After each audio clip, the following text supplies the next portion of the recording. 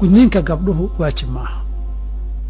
mana jirta dalaalka sharciga intaan garanayo wax waajibinayo sugan oo asax khitaankaas kiisa yara sunniga waa la sheegaa qayb ka midina culimada hadduu qofku iskaga tago dambi kuma dhicin bay dhahay kol haddii daliil ilaahay ku adoonsado qawi aanu jirin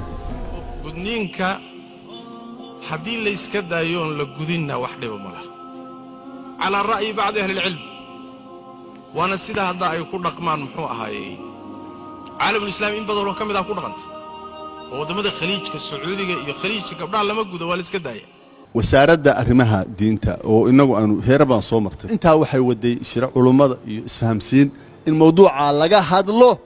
oo la yiraahdo mawduucaasi dadka loo wacyigeliyo oo la yiraahdo hal joojiyo caadaha laga baxo runtii Soomaalidu waa soo hinqatay axaadiidta ku soo arooray ka dumarkana si ay u dhigaanba waa ducafaa wala isku waafaqsan yahay xadiid qaayma ama istaagi karo oo gudniin dumar ka hadlayo oo ku cad inaanu jirin imma saxiixun ghayru sariix wa imma sariixun ghayru saxiix waxaad ka saarag culumaa oo mowqifka ay dawladdu qaadatay oo adduunyada jooga dawladdu ku raacay maxaa yeelay dawladdu musharric lama dhahay runtii waa muqannin weeye taqniin waa samayn kartaa haddii ay taqniin sameeyeen iyagoo ku dul dhisaya dhibaatada bahalkan uu leeyahay oo qaraarkaas ay dawladdu qaadato waxaa habboon oo wanaagsan in mas'uuliyaddaas ay dawladdu qaado iyaduna ay fuliso waa wax fiican weeye wax ishkaalo weyn male khaasatan haddii ay waddamada qaarkood ka dhalanayso hooyada iyo aabbaha iyo waalidku inay khatar galaan khatar ha isgelinina waddamada qaarkood waa jariimo waaye inaad gabadha guddo adiga halis ku gelin kara gurigaagana halis gelin kara marka shay sidaasoo kaleeta khatar looma galo xaaladaha noocaas oo kale inagoo dal muslima oo aan sharciga shay sharci oo mashruuc ah inaan diidayn haddaynu masaladaas magaciisayno dib jidha weeye dhakhtaradoo dhan baa caddeeyey faham la'aan baa ka jirta in hadday noqoto culimmadii wasaaradda arrimaha diinta iskaashanaysa hadday noqoto muxuu ahaay wasaaradda haweenka waa arrintan aad uga qaata weli hadda wasiirada jooga oo hadda haweenka ay aad arrintaas muxuu ahaayey u saboodgareeyaan wargi dumarkii soo gashay fahamsiya dumarka la fahamsiyo gabdhii jaamacaadka laga faa'iideysto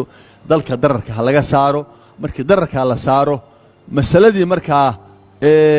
yani dood culimo gali karta ya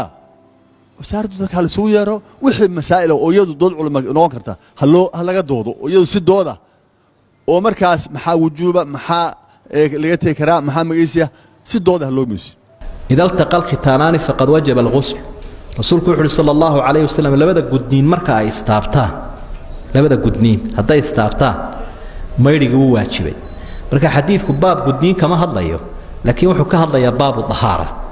نينكا إيا قبرنا لبدا ودا حبنات هدا يستحمران oo ay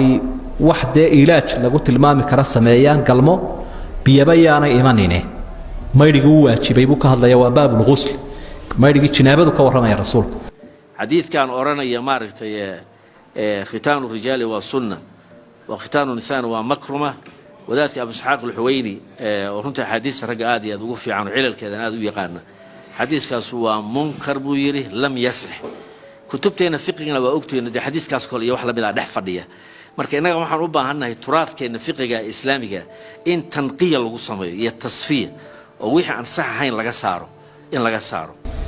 ilmaha yar naftiisu dawa amaana sida qofkan weynba naftiisu amaana ay ugu tahay saadaradeed wixii sharcigu ku ogoliyay isaga maslaxado ah ayuu mal qaban karaya gudniinka Soomaaliya maanta ka jira inuu darar leeyahay dibna leeyahay umaleynaya nin faqiih oo diinta islaamka wax ka yaqaan inuu arinta diidi karo marka dadka ahlu ikhtisaaska ah in ka badiyay markaanu dhageysanay aragnay waxay soo tarxiyeen waxaan qaraarka anu kala waxaan raacsanahay fikradda ah in la joojiyo gudniinka Soomaaliya laga joojiyo arintaas baan u ayeedaya ya si dararkan loo yareeyo wadaadada dadkana been u sheegna ma gabdhaheena ma ogolin in la gudo lama taabto wadaadada badankood warayso waxay kulli ma taabano mujtamaciina waxa leeyahay wax guda arintaas waa taraaqud weey in culimadu ay isla waafaqeen in daliil sugan oo ku soo arooray aanu jirin